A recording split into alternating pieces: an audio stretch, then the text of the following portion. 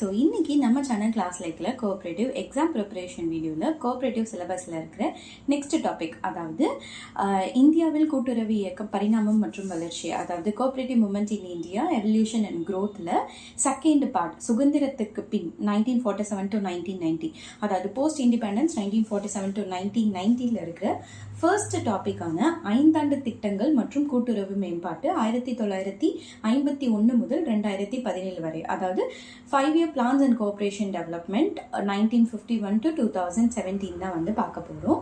So வீடியோக்குள்ளே போகிறதுக்கு முன்னாடி நம்ம சேனலில் ஃபர்ஸ்ட் டைம் பார்க்குறீங்க அப்படின்னா மறக்காமல் சப்ஸ்கிரைப் பண்ணிக்கோங்க.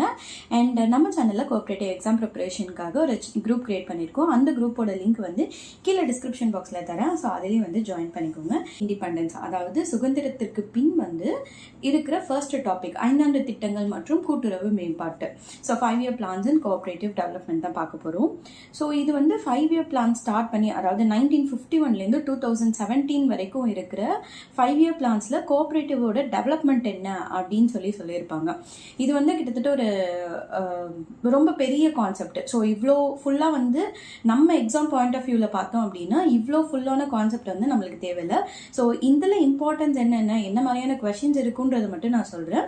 நீங்கள் வந்து இந்த கான்செப்டை படிக்கணும் அப்படின்னா நம்மளோட டிசிஎம் புக் இருக்குல்ல, கூட்டுறவு கருத்தியல் மற்றும் நடைமுறை இருக்கும்ல, அந்த புக்கில் பேஜ் நம்பர் 50ல் 5 ஆண்டு திட்டங்களில் கூட்டுறவின் வளர்ச்சி அப்படின்னு சொல்லியிருக்கும். ஸோ அதுலேருந்து ஸ்டார்ட் பண்ணி பேஜ் நம்பர் 58 வரைக்கும், அது வந்து முதல் 5ஆண்டு திட்டம், 2வது 5ஆண்டு திட்டம் அப்படின்னு சொல்லிட்டு அப்படியே லாஸ்ட் வரைக்கும் போயிருக்கும். ஸோ பேஜ் நம்பர் 58 வரைக்கும் வந்து உங்களுக்கு 5 ஆண்டு திட்டங்களில் கூட்டுறவின் வளர்ச்சி வந்து கொடுத்துருப்பாங்க. ஸோ அதை வந்து நீங்கள் ஃபுல்லாக ஒரு வாட்டி வந்து படிச்சுக்கோங்க. ஓகேங்களா? இதில் நமக்கு, அதாவது எக்ஸாம் பாயிண்ட் ஆஃப் வியூவில் என்ன இம்பார்ட்டன்ட் அப்படின்றத பார்க்கலாம். ஸோ ஃபர்ஸ்ட் வந்து இந்த 5-year பிளான்ஸில் கோஆப்ரேட்டிவ் டெவலப்மெண்ட் என்னென்ன அப்படின்றது தான் பார்க்க போகிறோம்.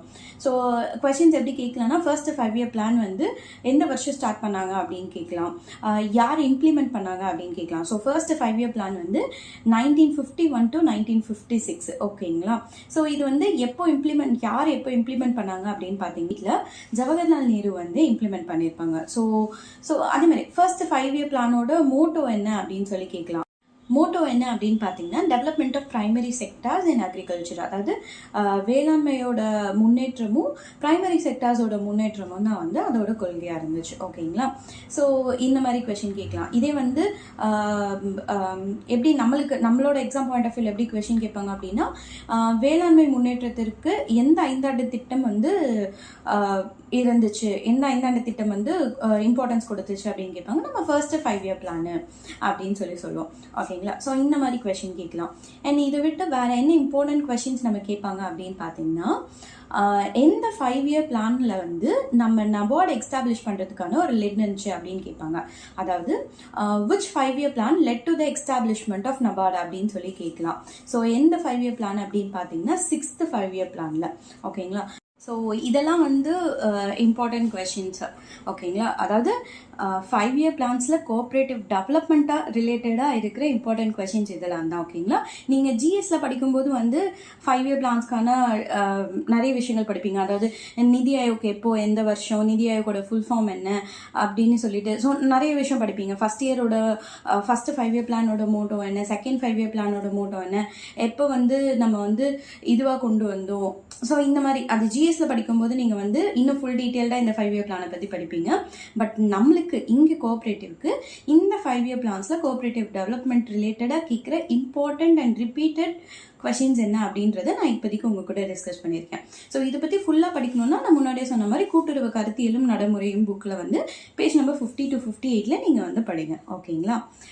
Okay friends, fine. ஸோ இப்போ வந்து ஓரளவுக்கு உங்களுக்கு இந்த கான்செப்ட் வந்து என்ன கொஸ்டின்ஸ் கேட்பாங்க, எப்படி பார்க்கணும் அப்படின்னு தெரிஞ்சிருக்கும்னு நினைக்கிறேன். ஸோ இதில் உங்களுக்கு ஏதாவது டவுட்ஸ் இருந்துச்சுன்னா கீழே கமெண்ட் செக்ஷனில் கேளுங்க. அண்ட் இந்த வீடியோ பிடிச்சிருந்துச்சுன்னா மறக்காமல் லைக் பண்ணுங்க. அண்ட் உங்களோட ஃப்ரெண்ட்ஸ் யாரெல்லாம் கோஆப்ரேட்டிவ் எக்ஸாம்ஸ் ப்ரிப்பேர் பண்ணுறாங்களோ அவங்களுக்கு இந்த வீடியோவை ஷேர் பண்ணி விடுங்க. ஓகே ஃப்ரெண்ட்ஸ், தேங்க்யூ ஃபார் வாட்சிங் மை சேனல். பாய்.